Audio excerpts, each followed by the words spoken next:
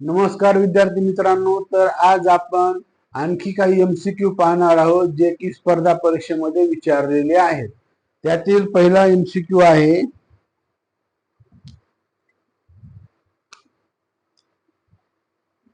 18/42.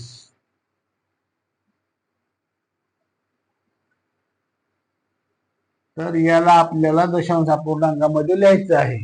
तर 18/42 ह्याला किती भाग जातो? 2 ने भाग जातो. 92/18 2 4 1 2.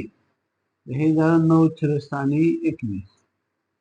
आता 21 न 9 ला भाग जातो 0.4 2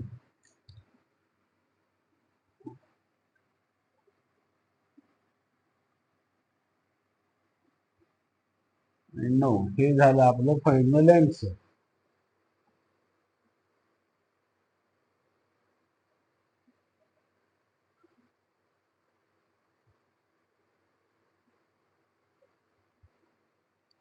हे झालं फायनल आन्सर. दशांश अपूर्णांकामध्ये आपण लिहिलेलं आहे. छेद आणि अंश स्वरूपाची संख्या ही आपण आज दशांश अपूर्णांकामध्ये लिहिण्याचा प्रयत्न केला आणि मांडलेली आहे. त्यानंतर दुसरं उदाहरण आहे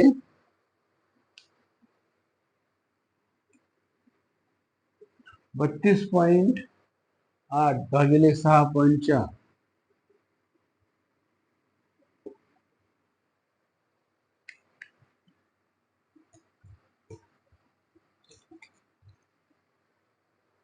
.41 भागिले 2.56. याला जर सरळ रूप दिलं, या ठिकाणी छेदस्थानी एक अंक आहे, दशांश अंश स्थानी एक आहे, तर हे कटून गेले. या ठिकाणी 2 आहेत, ही कटून गेले.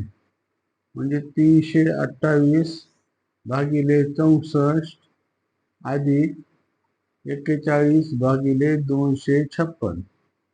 याला जर आपण सरळ रूप दिलं तर छेदस्थानी असा येतो 256. 64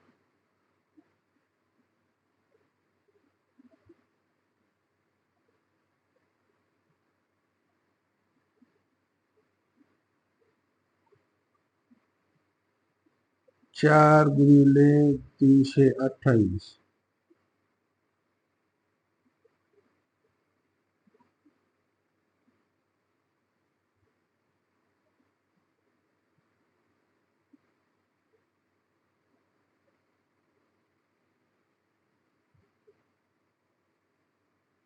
हे ते येणार प्लस हे 41 बरोबर आहे.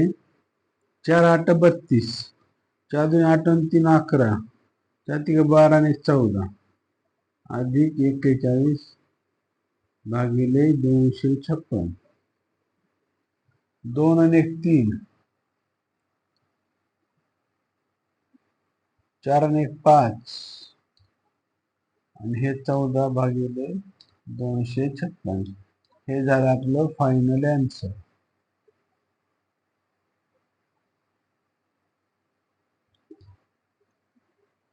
लक्षात. तर या फॉर्मॅट मध्ये आपण उदाहरणं पाहिलेली आहेत.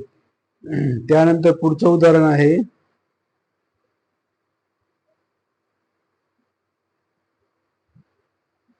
29/8. याला दशांश अपूर्णांकामध्ये लिहायचे आपल्याला. 29/8. तर हे 8 त्रिक 24 खाली राहिले 5, 8 सक 48, 8 2 16, 8 पंचे 40. हे झालं आपलं आन्सर.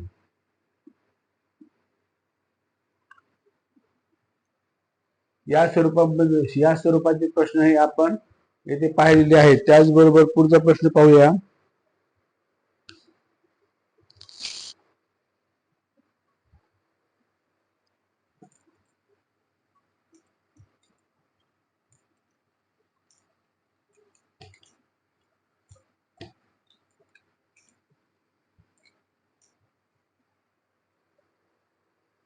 तीन छेदस्थानी 4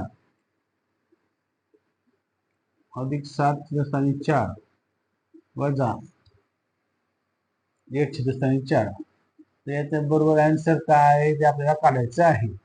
आता छेद 4 आहे त्यामुळं कॉमन छेद 4 जशास तसा 3 + 7 - 1 बरोबर आहे 4 7 10 - 1 4 म्हणजे आपलं फायनल आन्सर आलं 9/4.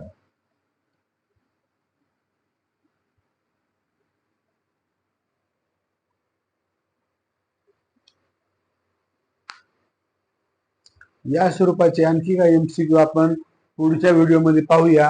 हे प्रश्न पाहता यावे किंवा हे प्रश्न तुम्हाला लक्षात यावे किंवा अशा स्वरूपाचे नवीन प्रश्न पाहावयास मिळावे याकरिता चॅनलला सबस्क्राईब आणि लाईक करायला विसरू नका आणि बेल आयकॉन दाबून चॅनलला सबस्क्राईब करा. धन्यवाद.